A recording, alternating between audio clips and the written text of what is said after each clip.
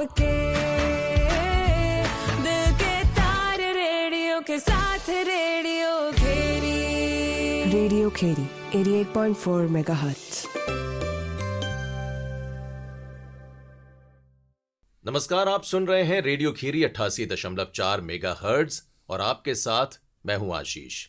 दोस्तों, सामाजिक न्याय और अधिकारिता की बात जब भी होती है तो हमारे संविधान ने हमें बहुत सारे ऐसे अधिकार दिए हैं जिसके जरिए भारत के एक नागरिक होने के नाते हम अपने आप को कैसे मजबूत बना सकते हैं और अगर हमारे अधिकारों का हनन होता है तो हमारे पास क्या क्या ऐसे विकल्प हैं जिसके जरिए हम खुद को मजबूत कर सकते हैं। चाहे आप किसी भी सामाजिक वर्ग से क्यों ना आते हो, आपके बहुत सारे ऐसे अधिकार हैं जिनके बारे में हम अपने रेडियो स्टेशन के जरिए और अपने कार्यक्रम के जरिए आपको जागरूक करने की कोशिश करते हैं ताकि आपको सामाजिक रूप से न्याय मिल सके और आप अपने आप को और मजबूत कर सकें। क्योंकि चर्चा हो रही है हमारे शो आपका अधिकार की और हमारे शो में आज बहुत ही खास मेहमान हैं सहायक श्रम आयुक्त मयंक सिंह जी। पहले तो आपका बहुत बहुत स्वागत है सर। नमस्कार आशीष जी, आपका बहुत बहुत धन्यवाद मुझे अपने यहाँ इस कार्यक्रम में इनवाइट करने के लिए। और आपने एक बहुत अच्छा प्लेटफॉर्म लखीमपुर खीरी के लिए डेवलप किया है जिससे कि हम जन सामान्य तक, गांव-गांव तक हमारी पहुँच अब हो पाएगी, जो पहले यहाँ पे समस्या एक थी, रेडियो का कोई माध्यम नहीं था। आप जिस विधा से जुड़े हुए हैं और जिस पद पर आप हैं उसकी भी बहुत सारी एक जिम्मेदारियां हैं और जैसा कार्यक्रम है आपका अधिकार और हम लोग सामाजिक न्याय और अधिकारिता की बात अपने रेडियो चैनल के मार्फत करने की कोशिश करते हैं। तो आज बहुत सारे ऐसे सवाल मेरे होंगे जिन पर हम आपसे चर्चा करना चाहेंगे और चूंकि आप श्रमिकों के अधिकारों की भी बात करते हैं, श्रम कानूनों की भी बात करते हैं, आप औद्योगिक इकाइयों की भी बात करते हैं, वहाँ पर किस तरीके से लोगों को मौके मिलते हैं उसकी बात करते हैं, आप औद्योगिक विवादों को सुलझाते हैं। तो मैं ये चाहूँगा थोड़ा सा बताएं हमारे तमाम श्रोताओं को कि कैसे हम एक श्रम कानून के तहत आकर अपने आप को मजबूत कर सकते हैं, खासकर वो वर्ग जो श्रमिक वर्ग है, जो मजदूर वर्ग है। सर जी, मैं बिल्कुल इस मुद्दे पर बात करना चाहूँगा। और ज़िले में मेरी नियुक्ति भी सहायक श्रम आयुक्त के पद पर है, तो श्रमिकों के अधिकारों की सुरक्षा करना मेरा मुख्य दायित्व है और औद्योगिक शांति ज़िले में बनी रहे, इसी के लिए सहायक श्रम आयुक्त के पद के गठन भी किया गया है। वर्तमान में जैसे कि आप देख रहे हैं कि जो लेबर लॉज हैं हिस्टोरिकली ILO से प्रभावित होते हैं और ILO के मार्फत ही चीज़ें हमारे यहाँ भी चेंज होती रहती हैं। अभी लेबर लॉज में आमूलचूल परिवर्तन किया गया है। पहले बहुत सारे हमारे लेबर लॉज बिखरे हुए थे अलग अलग, अभी उन्हें 4 कोर्ट्स में संगठित कर दिया गया है ताकि जो कानून बिखरे हुए हैं एक ही जगह सुसज्जित हो जाएं और उनका बेहतर तरीके से अमल में लाया जा सके।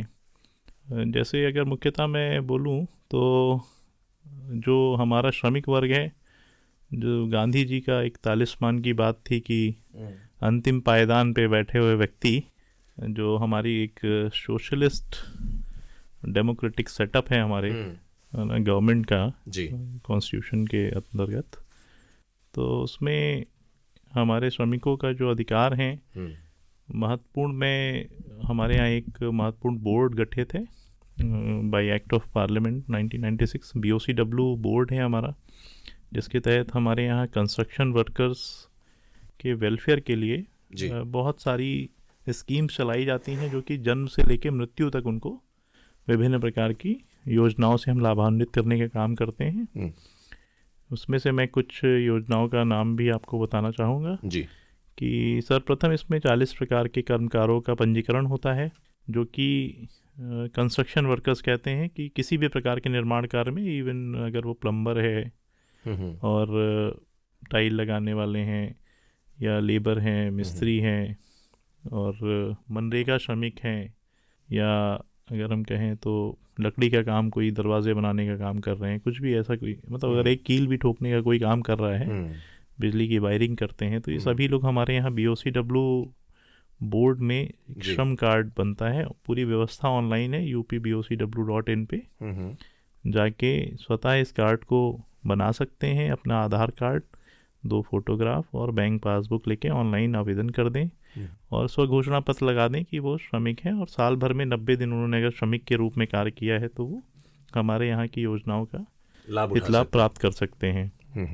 और पूरी प्रक्रिया ऑनलाइन है। हितलाभ आवेदन करने से लेके हितलाभ प्राप्त करने तक समस्त प्रकार की व्यवस्था ऑनलाइन ही है।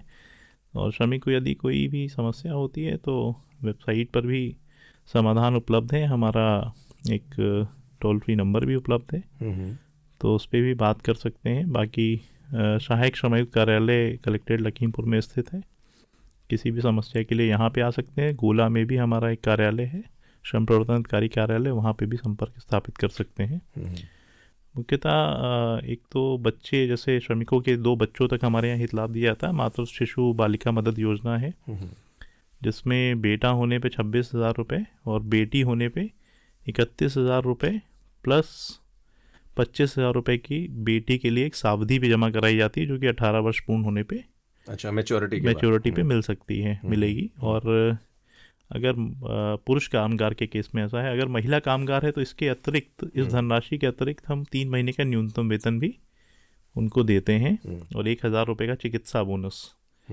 तो अगर महिला श्रमिक है तो मैटरनिटी को लेके, हाँ, मैटरनिटी का ये मान लीजिए कि अगर मिनिमम वेज अभी 11,000 रुपये के हिसाब से तो 3 महीने की मिनिमम वेज मिल जाएगी उनको और 1,000 रुपये चिकित्सा बोनस, प्लस बेटा होगा तो 20,000 रुपये उसका और बेटी होगा तो उसका 25,000 रुपये अलग से और मिलेगा और एफडी भी मिलेगी साथ में। अच्छा, तो ये एक होलसेल अमाउंट ठीक ठाक मिल जाता है।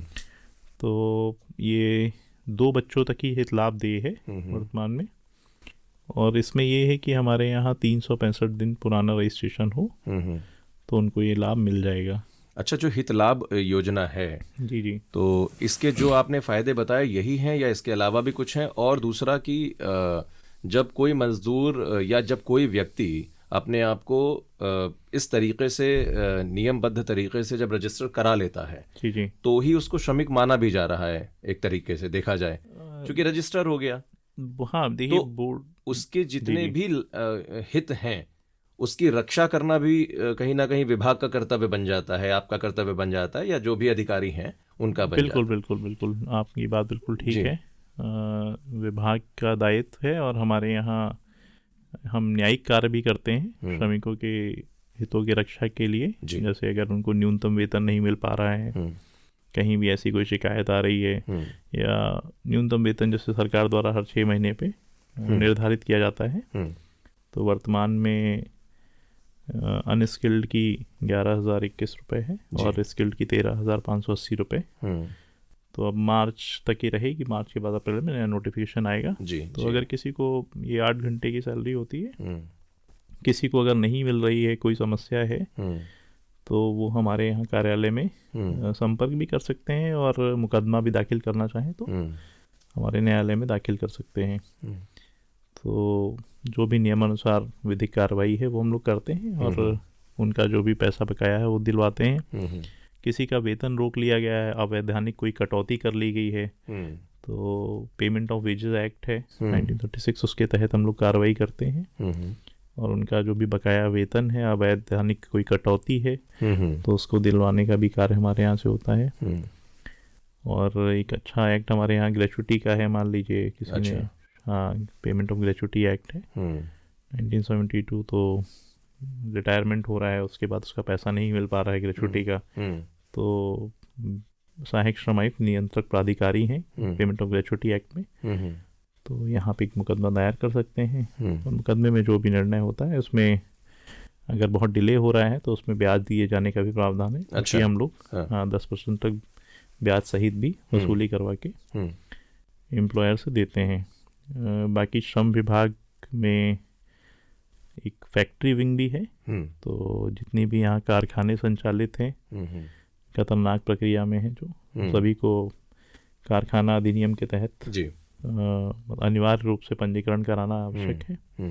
और लाइसेंस लेने के साथ ही क्या होता है कि सुरक्षा के मानकों का भी जांच उसमें रहता है, तभी वो लाइसेंस निर्गत होता है। कि फैक्ट्री में फायर के एनओसी है कि नहीं है ना, साइट प्लान है, इवैक्यूएशन प्लान है कि नहीं कोई इमरजेंसी के लिए, तो वो सब चीज़ें उसमें चेक हो जाती हैं। तो और लाइसेंस का रिन्यूअल की भी प्रक्रिया है, तो बीच बीच में उसकी पुनः जांच होती रहती है। वर्तमान में केंद्रीय निरीक्षण प्रणाली लागू है, जिसके तहत हम लोग इंस्पेक्शन अलॉट होते हैं और हम लोग सभी अधिनियमों में इंस्पेक्शन करते हैं और प्रवर्तन की कार्रवाई करते हैं। अभी शासन की माननीय मुख्यमंत्री जी की शीर्ष प्राथमिकता है कि प्रदेश को बाल श्रम मुक्त कराया जाए, तो उसके लिए भी लगातार हम लोग प्रवर्तन की कार्रवाई करते रहते हैं। और इसमें ये है कि इसमें 6 महीने तक की जेल भी की व्यवस्था भी है और 50,000 रुपये तक जुर्माना भी लगता है, क्योंकि इसका मुकदमा जो है माननीय सीजेम साहब के न्यायालय में लगता है। तो मेरा सभी से अनुरोध है कि बच्चों का भविष्य बाल श्रम में उसको लगा के बर्बाद ना किया जाए, और जहाँ कहीं भी आपको दिखे तो आप उसकी सूचना स्वयं भी अपने बच्चों को ना जाने दें, आस पड़ोस में देखें और मोटिवेट करें। और अगर किसी विधिक कार्रवाई की आवश्यकता है तो हमारे कार्यालय को आप पत्र लिख सकते हैं। हाँ, और हमारे यहाँ जो भी यहाँ पे जिलाधिकारी उप जिलाधिकारी महोदय कार्यालय है, वहाँ पे भी संपर्क कर सकते हैं, उससे हमें सूचना मिल जाएगी। क्या कोई ऐसा नंबर भी है जिस पर ऐसी सूचना दी जा सके, या कोई ऐसा व्हाट्सएप नंबर? चाइल्ड लाइन का नंबर है 1098। हाँ, उस पर भी देंगे सूचना तो हमें मिल जाती है कि फला जगह ऐसा हो रहा है। हाँ, तो बिल्कुल हम उस पर कार्रवाई करते हैं, विधिक कार्रवाई जो भी होनी है नियम से। बाकी बाल श्रम पूरी तरीके से निषेध है और सरकार की भी यही प्राथमिकता है। तो कहीं भी आप लोगों को कुछ भी ऐसी समस्या आती है तो हमें ज़रूर सूचित करें जी। बाकी सरकार का एक बोनस दिए जाने का भी एक एक्ट है, पेमेंट ऑफ बोनस है 1965। उसके तहत जो भी प्रतिष्ठान है उनको अपने कर्मचारियों को बोनस दिए जाने का भी नियम से एक व्यवस्था है। तो हर साल प्रॉफिट के अकॉर्डिंग देते हैं और उसका रिटर्न मैंडेटरी है, जो कि श्रम विभाग के कार्यालय में जिला स्तर पे जमा किया जाता है कि उन्होंने क्या दिया नहीं दिया, जो भी चीज़ें हैं प्रॉफिट में है या लॉस में है, स्टेटमेंट के साथ विवरण दिया जाता है।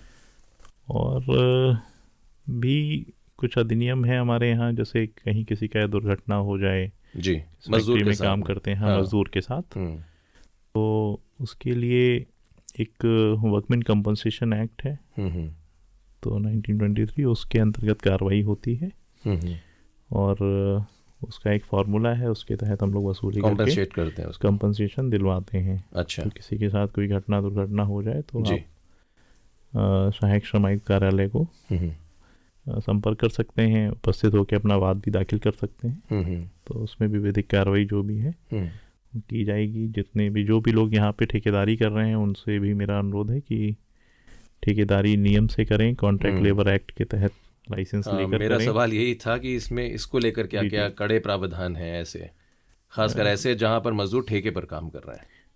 देखिए, सभी जगह कानून जो प्रिंसिपल एम्प्लॉयर पे लागू है वही कॉन्ट्रैक्टर्स पे भी लागू है नियम। मिनिमम वेजेस और जितने भी एक्ट्स हैं सभी पे बराबर से लगते हैं, लेकिन ये है कि जो भी करें विधिक प्रक्रिया के अंतर्गत रहकर करें और कहीं पे कोई समस्या है तो वो भी कॉन्ट्रैक्टर्स भी हमारे यहाँ संपर्क स्थापित कर सकते हैं। जी, लेबरों के साथ साथ देखिए, एक अगर कहें तो हम सभी we are two sides of same coin. Right. तो अगर हमें व्यवस्था अच्छे से चलानी है तो सभी में सामंजस्य बैठा के ही काम चल पाएगा। करेक्ट। क्योंकि इकॉनमी की सिचुएशन, व्यापार जब फैलेगा तभी रोजगार मिलेगा। बिल्कुल जाहिर बात है। तो हमें यही है कि हमारा रोल ऑफ फैसिलिटेटर की तरह ज़्यादा है। We are not here to stop the work, we are to we try to promote it. We will help them and कभी कभी ऐसी सिचुएशन आती है कि व्यापार में स्थिति खराब है तो उसमें भी हम लोग प्रयास करते हैं कि उसको एक बूस्टअप मिले कहीं ना कहीं। बूस्टअप मिले। दूसरा ये भी है कि सरकार के विभिन्न विभागों की योजनाएं हैं उसका भी हम लोग प्रमोशन करते रहते हैं। अप्रेंटिसशिप की स्कीम्स हैं और जैसे कि उद्योग विभाग हमारे यहाँ है, उनकी बहुत सारी योजनाएं हैं नए उद्योग लगाने के लिए। तो हम लोग एक समन्वय बैठक भी हर महीने करते ही हैं जिला श्रम बंधु के नाम से। अच्छा। तो उसमें भी सारी चीज़ों को उठाया जाता है। उनकी जो समस्याएं हैं कि कोई कंप्लायंस नहीं हो पा रहा है या समझ में नहीं आ रहा तो उस पर वार्ता करते रहते हैं। तो इसी तरीके से कोशिश यही है कि सभी चीज़ें व्यवस्था से चलती रहें, जी। है ना। और जो विभाग से कॉपरेशन है वो लगातार लोगों को और श्रमिकों को, व्यापारियों को, सभी लोगों को मिलता रहे। और एक अनिवार्य रूप से मैं एक अनुरोध जरूर करना चाहूँगा कि जितने भी एम्प्लॉयर्स हैं वो अपने यहाँ एक बंदी, मतलब सभी को वीकली हॉलीडे देने का जरूर प्रयास करें। और ये मैंडेटरी क्लॉज भी है जी। अगर कहीं पे कोई समस्या है तो रोस्टर के माध्यम से ये व्यवस्था लागू करें, जिससे कि सभी को एक दिन का रेस्ट भी मिल सके वीक में। बाकी मैं अपने यहाँ अगर मैं आगे जारी रखूँ योजनाओं की बात में, तो हमारे यहाँ एक महत्वपूर्ण योजना बीओसी बोर्ड के अंतर्गत कन्या विवाह सहायता योजना भी है। अच्छा। जिसमें कोई भी श्रमिक जो 365 दिन पूर्व का पंजीकृत है हमारे यहाँ, अपनी बेटी, 2 बेटियों की शादी के उपरांत हमारे यहाँ आवेदन मतलब ये पात्रता की एक तरीके से वो एक उसका पैरामीटर है कि 365 डेज का होना ही चाहिए। हाँ, ये समय पे बोर्ड के निर्णय के अनुसार संशोधन होते रहते हैं। तो उसके तहत वर्तमान व्यवस्था है, तो उसमें भी 65,000 रुपये दिए जाने की व्यवस्था हमारे यहाँ है। अच्छा। दूसरा, रजिस्ट्रेशन का एक महत्वपूर्ण अंग है कि जो हमने कहा कि जन्म से लेकर मृत्यु तक सारी चीज़ें कवर करती है हमारे बोर्ड के द्वारा जी। तो उसमें एक महत्वपूर्ण चीज़ ये भी है कि जो बच्चे पढ़ रहे हैं श्रमिकों के, तो जो कक्षा 1 से 12 तक हमारे यहाँ 2,000 से लेकर 24,000 और उच्च शिक्षा में 1 लाख रुपए दिए जाने की तक भी व्यवस्था है अगर प्रोफेशनल कोर्सेज में जाते हैं श्रमिकों के जो भी बच्चे हैं। तो ये एक महत्वपूर्ण योजना है। जो बच्चे स्कूल्स में पढ़ रहे हैं और उनके पेरेंट्स मनरेगा श्रमिक हैं या कंस्ट्रक्शन लेबर हैं जी, तो ज़रूर अपना पंजीकरण करा के इसका लाभ लें और प्रत्येक वर्ष इसका लाभ ले सकते हैं। इसके अतिरिक्त हमारे यहाँ जो हमारे विभाग के सबसे महत्वपूर्ण कहते हैं मुझे लगती है उपलब्धि है, तो एक हमारे यहाँ अटल आवासीय विद्यालय बनाया गया है जिसका माननीय प्रधानमंत्री जी, माननीय मुख्यमंत्री जी द्वारा भी इसका इनॉग्रेशन किया गया था। तो वर्तमान में 18 मंडलों में हमारे ये ऐसे विद्यालय विद्यालय संचालित हैं। ये रेसिडेंशियल विद्यालय हैं, नवोदय की तर्ज पे हैं। पूरी तरीके से जो एजुकेशन से लेके फूडिंग, लॉजिंग, बुक्स, सब कुछ, सारी चीज़ें श्रमिक के बच्चों का इसमें एग्ज़ाम होता है। और आगामी एग्ज़ाम जो है वो 22 फरवरी को होना है। कक्षा 6 में और कक्षा 9 में इसमें एडमिशन होने हैं। तो मेरा सभी श्रमिक भाइयों से अनुरोध है जो हमारे यहाँ पंजीकृत हैं, बोर्ड के सदस्य हैं, वो अपना नवीनीकरण करा लें। इसमें हमारे बोर्ड में पंजीकृत रहने के लिए हर साल 20 रुपये जमा होता है। तो किसी भी नज़दीकी जनसेवा केंद्र के माध्यम से उसको जमा करा दें और श्रम विभाग के कार्यालय में या UPBOCW की वेबसाइट पे ऑनलाइन जाके इसमें आवेदन कर सकते हैं अपने बच्चे का। और 22 फरवरी को जो एग्ज़ाम है उसमें अपने बच्चे को बैठा लें, उसे एक अच्छा अवसर मिलेगा। और अटल आवासीय विद्यालय में अगर उनका चयन हो जाता है तो आप अपने बच्चे के और अपने जीवन में एक आमूल-चूल परिवर्तन कर सकते हैं। हाँ, कर सकते हैं। और आप भविष्य में पाएंगे कि आपका बच्चे का भविष्य बहुत उज्जवल हो जाएगा, क्योंकि वहाँ पे उसका एक्सपोजर जो है बहुत अच्छा होता है। तो बच्चों को मैंने देखा है बहुत ज़्यादा कॉन्फिडेंट हो जाते हैं वो। इसके अतिरिक्त मेरे एक और योजना है हमारे यहाँ, निर्माण कामगार मृत्यु एवं दिव्यांगता सहायता योजना। तो यदि कोई श्रमिक की दुर्घटना में मृत्यु हो जाती है तो हमारे विभाग से बोर्ड के माध्यम से 5,25,000 रुपये दिए जाने का प्रावधान है। और अगर साधारण मृत्यु हो जाती है तो उस केस में भी 2.25 लाख रुपए दिए जाने का प्रावधान है। ये उसी श्रमिक को मिलेगा जो रजिस्टर्ड जो पंजीकृत है, जो पंजीकृत है अपने यहाँ। हाँ, जो हमारे यहाँ श्रम कार्ड जिसने बना हुआ है तो उसमें पंजीकृत है, उसी को ये लाभ मिल पाएगा। अच्छा, एक सवाल मेरा ये है कि जिले स्तर पर अगर देखें तो लगभग कुल कितने श्रमिक होंगे जो पंजीकृत हैं अभी? अभी 3.5 लाख के करीब हमारे यहाँ श्रमिक पंजीकृत हैं। और 17,000 अभी मैं बोलूँ जुलाई से अभी तक में नए पंजीकरण हुए हैं। जुलाई से लेकर अभी तक? हाँ। अच्छा, पिछले वर्ष जुलाई से लेकर अभी तक के बीच में? हाँ, बिल्कुल इधर पंजीकरण हुए। वर्तमान में भी हमारे ब्लॉक्स पे लगातार कैंप चल रहे हैं पंजीकरण हेतु। तो यदि कोई श्रमिक कोई समस्या का मतलब उनको दिक्कत आ रही है, जनसेवा से नहीं हो पा रहा है, तो वो ब्लॉक ऑफिस में संपर्क स्थापित कर सकते हैं। और 10 से 5 के बीच में वहाँ कैंप लगाए जा रहे हैं लगातार। तो वो अपना पंजीकरण वहाँ पे जाके करवा सकते हैं। और कोई भी समस्या हो तो श्रम कार्यालय में भी संपर्क कर सकते हैं, BDO साहब से संपर्क कर सकते हैं। तो सभी को इसकी अच्छी जानकारी है और पंचायत सहायकों को भी इस चीज़ की जानकारी दी गई है, क्योंकि लगातार इसमें हमारे CDO साहब DMM के निर्देश के अनुक्रम में कैंप लग रहे हैं और जीरो पॉवर्टी मनरेगा श्रमिकों के कवरेज हम लोग करने का प्राथमिकता प्रयास कर रहे हैं। जब इतना महत्वपूर्ण है रजिस्ट्रेशन होना या इसके इतने सारे लाभ मिल रहे हैं, तो भी मैंने देखा अधिकांश संख्या ऐसी भी लोगों की है जो मजदूरी तो काम कर रहे हैं लेकिन वो रजिस्टर्ड नहीं है। तो इसके पीछे का कारण आप क्या मान रहे हैं? और दूसरा, क्या रजिस्ट्रेशन पूरी तरीके से निःशुल्क है? नहीं, रजिस्ट्रेशन निःशुल्क नहीं है इसमें। इसमें एक्ट की धारा 7 है, उसके अंतर्गत 20 रुपये पंजीकरण शुल्क है और 20 रुपये नवीनीकरण शुल्क। तो जब पंजीयन कराएंगे तो एक बार में 3 साल का करा लें, 60 रुपये में हो जाएगा। फिर 3 साल बाद फिर रिन्यू करा ले 60 रुपये दे के, तो 20 रुपये इसकी फीस है। तो क्यों ऐसा लगता है कि लोग ज़्यादातर नहीं आते, या जानकारी का अभाव है उनको? हाँ, बिल्कुल ये कह सकते हैं कि शायद दूर दराज में लोगों को पता नहीं चल पा। हाँ, इसीलिए हम लोग ब्लॉक स्तर पे जाके और ब्लॉक से सभी जो BDO साहिबान हैं, सभी पंचायत सहायकों को इसमें नोडल बना रहे हैं अपने स्तर से कि वो लोग गांव-गांव में इसका रजिस्ट्रेशन करें, क्योंकि सभी पंचायत सहायकों को CSC की ID मेरी जानकारी में है कि उनको मिल चुकी है जी। और इसका पंजीकरण, इसीलिए पहले इसका पंजीकरण शुरुआत में जनपदी कार्यालयों से ही होता था ताकि लोगों के गांव-गांव तक इसकी पहुंच हो जाए। इसीलिए इसको डिसेंट्रलाइज करते हुए पूरा व्यवस्था ऑनलाइन कर दिया गया।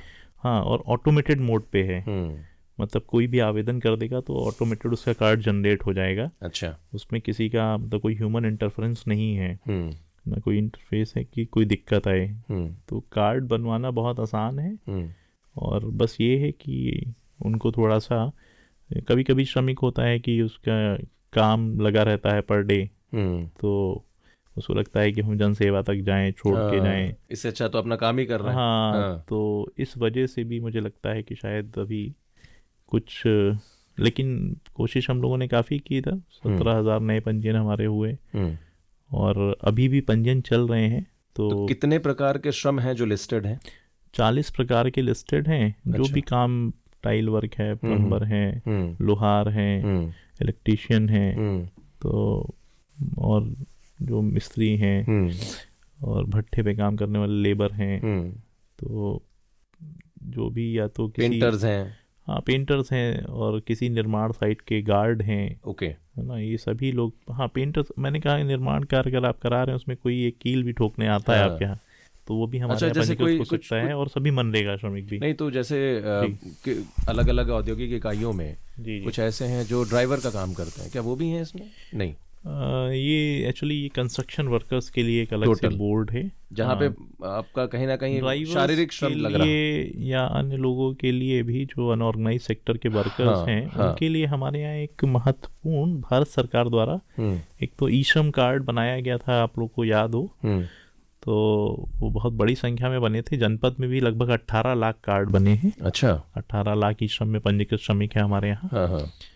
तो उनके लिए योजनाएं, जैसे अभी भारत सरकार की विभिन्न योजनाएं उसमें जुड़ी हुई हैं, PM किसान है, और एक महत्वपूर्ण पेंशन स्कीम है प्रधानमंत्री श्रम योगी मानधन योजना। उसमें जो भी 18 से 40 साल के किसी भी प्रकार के कोई भी श्रमिक हैं, वो कंस्ट्रक्शन के अलावा भी जितने हैं, में 697 कैटेगरीज हैं, तो वो सभी लोग अपना रजिस्ट्रेशन ऑनलाइन पोर्टल पे करा सकते हैं। उसमें 18 साल के जो भी श्रमिक एंटर करेगा उसको 55 रुपये प्रति माह देना होगा।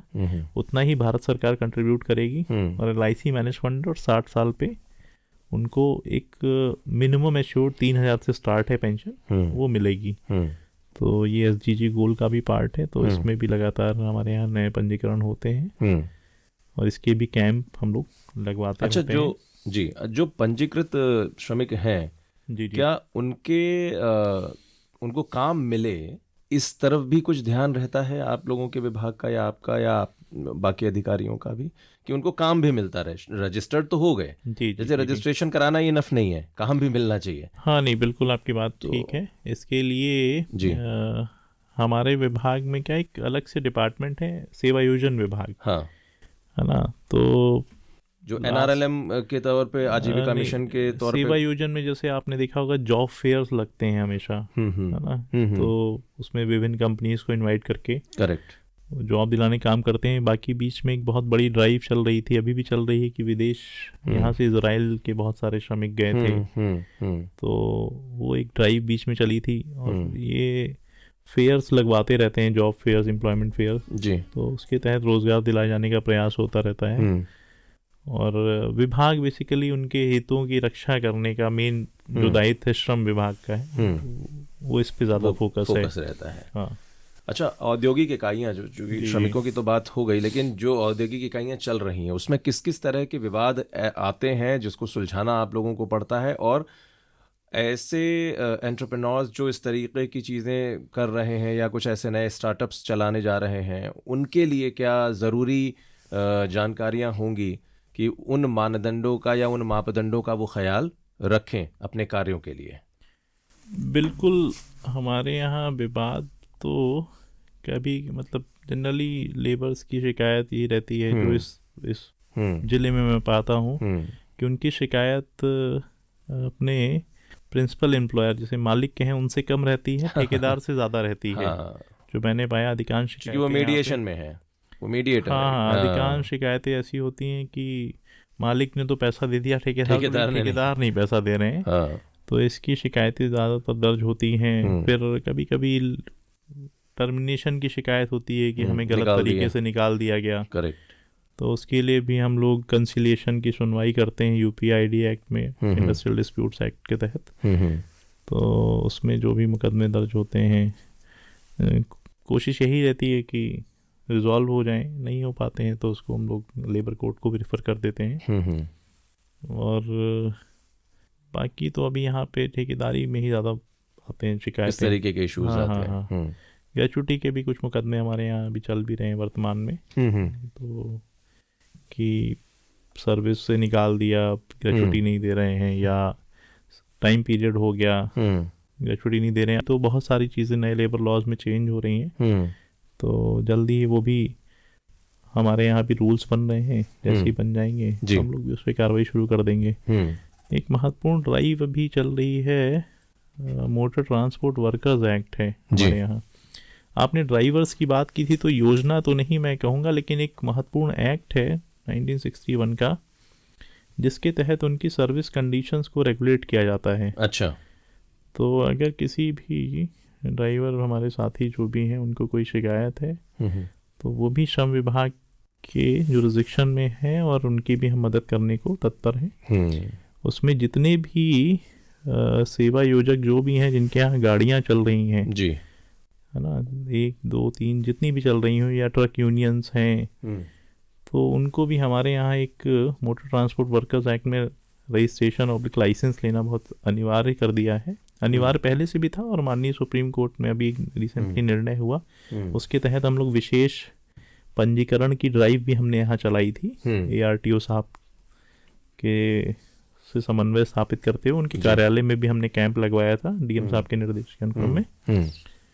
तो ये है कि उनके हितों के लिए कि उनके जो कार्य के घंटे हैं उसका रेगुलेशन होता रहे, उनको जो पेमेंट मिल रहा है वो नियम से जो सरकार के मानक हैं उसके तहत मिलता रहे, और उनकी सुरक्षा व्यवस्था भी जो है उसको भी उसमें एक्ट में कवर किया गया है।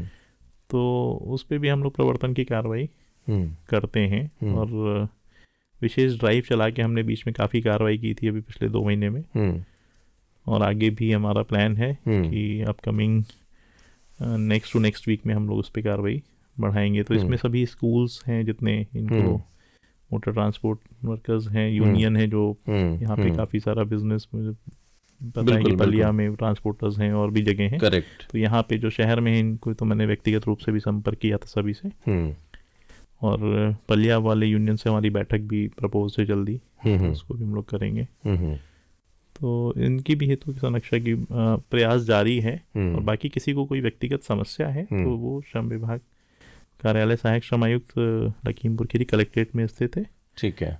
तो ये जो यहाँ- ड्राइव बता रहे हैं आप, जी, जी। न सिर्फ ट्रांसपोर्टर्स के लिए या यूनियंस के लिए, जी, बल्कि जी। और भी ज़्यादा से ज़्यादा ऐसे नियमों का या इस तरीके की योजनाओं का लाभ मिले, उसका प्रचार हो सके, उसके जी, जी, लिए जी, ग्राम स्तर पर भी कोई ऐसी ड्राइव्स हैं?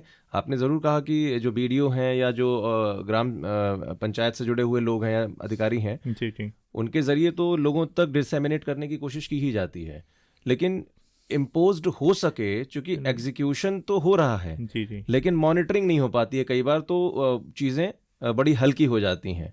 तो ऐसा कभी आपको लगा कि नहीं, नहीं, बिल्कुल ग्राम स्तर तक जाने के लिए हम प्रधान संघ के जो अध्यक्ष हैं, प्रधान हैं, उनके हाँ। साथ भी बैठक करते रहते हैं बीच बीच में, ताकि अंत्योदय कि तक पहुंचे? हाँ, अंत्योदय तक हमारी पहुंच हो जाए। हाँ। और जैसे हम लोगों ने भी कुछ समय पहले ही यहाँ पे जो पलिया में ट्राइबल विलेजेस हैं, जी। है ना, वहाँ पे गांव गांव में जाके भी इसके कैंप लगवाए और थारू जनजाति का विशेषकर इसमें कवरेज कराने का Correct. स्पेशल डीएम मैम के निर्देश पे हम लोगों ने यहाँ पे किया है। तो ये भी प्रयास है, ग्राम चौपालों में भी इसकी हम लोग चर्चा करते हैं और पम्पलेट्स हैं, हमारे होर्डिंग्स हैं, इन सब के माध्यम से भी डिसेमिनेट करने की कोशिश करते हैं।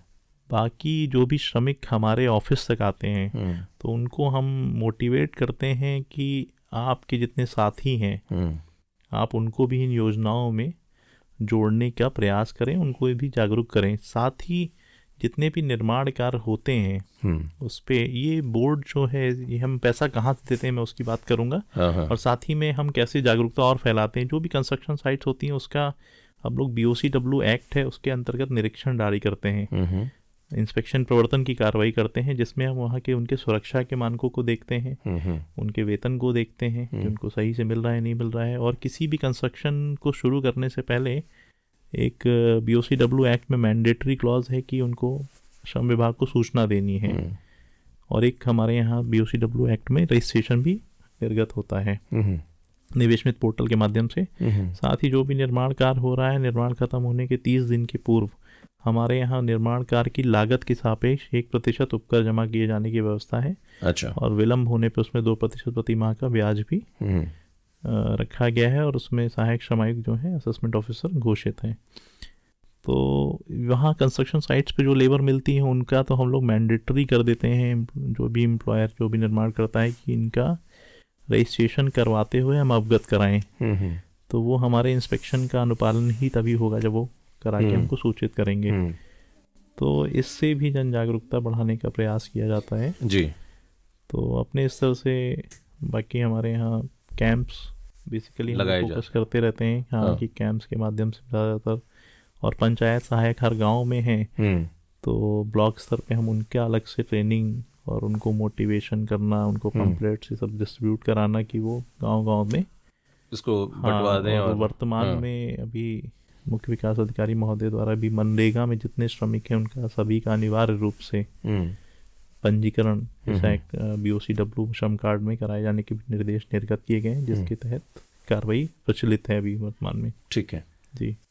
एक सवाल ये है, चूंकि भारत और नेपाल की सीमा से सटा हुआ हमारा ज़िला है, तो बहुत सारे ऐसे श्रमिक वर्ग के लोग हैं जो नेपाल से भी काम करने के लिए लखीमपुर ज़िले में खासकर आते हैं। हालांकि बहुत ज़्यादा उनकी संख्या नहीं है, लेकिन फिर भी कुछ संख्या भी अगर उनकी है, और जैसा आपने थारू जनजाति के लिए बोला, चूंकि वो भी बॉर्डर एरियाज़ के लोग हैं और उनका आवागमन उधर इधर बना रहता है, तो खासकर वो जो उस सीमा से आ रहे हैं, नेपाल सीमा से आ रहे हैं, उनके लिए क्या कुछ अलग व्यवस्थाएं हैं या उनकी मॉनिटरिंग के लिए अलग कोई व्यवस्थाएं हैं?